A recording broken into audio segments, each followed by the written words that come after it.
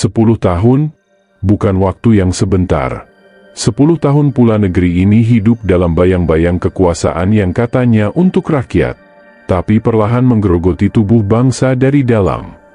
Sang mantan, dengan kebijakan yang dielu-elukan saat itu, ternyata meninggalkan warisan kelam. Hutan-hutan dijual pada oligarki. Sawit dan tambang dikuasai segelintir nama besar. Dan di balik layar, sistem meritokrasi yang seharusnya menjadi jantung pemerintahan, rusak perlahan.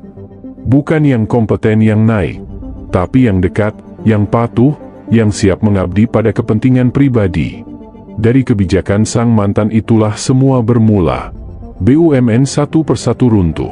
Keuangan negara tersedot oleh proyek-proyek ambisius yang hanya memperkaya segelintir elit. Dan ketika semua tampak baik-baik saja di layar televisi, rakyat kecil yang menanggung akibatnya.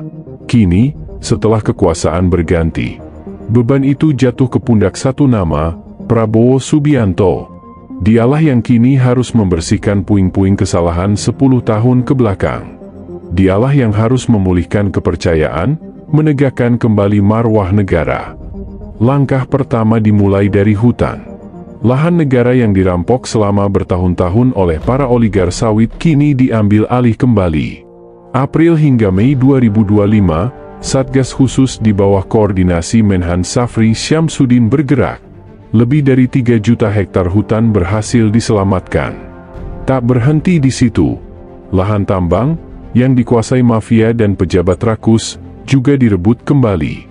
Dari 4,2 juta hektar yang dikuasai, 3,5 juta hektar berhasil direbut paksa hingga akhir September 2025.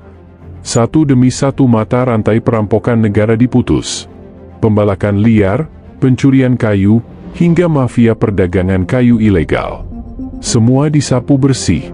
Ironisnya, dulu justru mereka yang berkuasa ikut bermain dalam lingkaran gelap ini. Namun kejahatan terbesar sang mantan bukan sekadar soal hutan, tambang, atau sawit.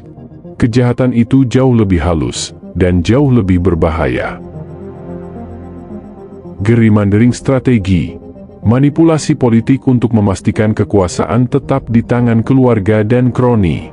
Dari balik panggung, sang mantan menata peta politik, mengatur siapa yang boleh maju dan siapa yang harus jatuh. Kita masih ingat bagaimana Gibran, sang putra, tiba-tiba bisa mencalonkan diri di usia 36 tahun, meski undang-undang jelas mensyaratkan minimal 40. Dan di balik semua itu, ada tangan dingin sang paman, Anwar Usman, Ketua Mahkamah Konstitusi saat itu. Semuanya terungkap dalam sidang etik MK tahun 2023. Putusan itu jelas, pelanggaran etik berat. Namun hingga 2 tahun berlalu, laporan hukum yang menjerat mereka, seolah lenyap ditelan udara. Inilah wajah kakistokrasi, pemerintahan yang dijalankan oleh mereka yang tak layak memimpin. 10 tahun negara dipimpin oleh pejabat yang tidak kompeten, yang hanya tahu bagaimana mempertahankan kekuasaan dengan membagi-bagi jabatan. Dan lebih dari itu, terjadi kleptokrasi, di mana kekuasaan dijadikan alat untuk mencuri dari negara.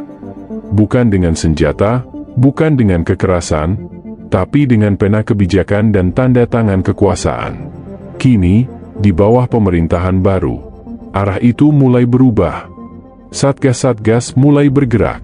Reformasi sistem mulai disusun. Dan satu persatu benalu dari masa lalu mulai disingkirkan.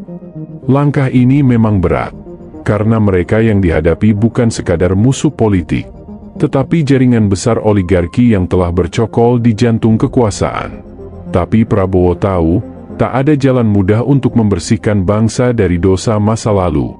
Ia tahu ancaman, teror, bahkan fitnah akan datang dari segala arah. Namun rakyat kini tidak lagi buta. Mereka melihat siapa yang benar-benar bekerja. Dan siapa yang dulu hanya bermain citra. Inilah babak baru Indonesia. Babak di mana keberanian diuji bukan dalam kata-kata, tapi dalam tindakan. 10 tahun bangsa ini terluka oleh kerakusan dan pengkhianatan, tapi kini harapan itu mulai tumbuh kembali. Kepada Pak Prabowo, rakyatmu ada di belakangmu. Jangan takut dengan ancaman, santet, atau serangan fitnah. Kebenaran akan menemukan jalannya. Tahun ini, kita bersihkan semua untuk Indonesia yang lebih kuat, lebih jujur, dan lebih berdaulat.